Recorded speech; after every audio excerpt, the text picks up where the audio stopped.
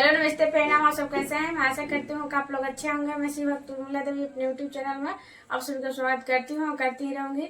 आज मैं दूल्हा पर गीत गाने जा रही हूँ। पसंद आए तो लाइक सब्सक्राइब से जरूर कीजिएगा। कमेंट में जरूर बताइए मेरा गीत आप लोग कैसा लगा प्लीज।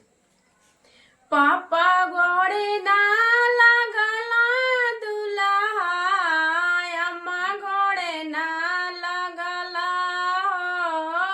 आवते माड़ुआए दूल्हा, सासु गड़वा लगला हो आवते माड़ुआए दूल्हा, सासु गड़वा लगला चाचा गोड़ी ना लगला दूल्हा, चाची गोड़े ना लगला आवते माड़ुआए दूल्हा, सरहज गोड़वा लगला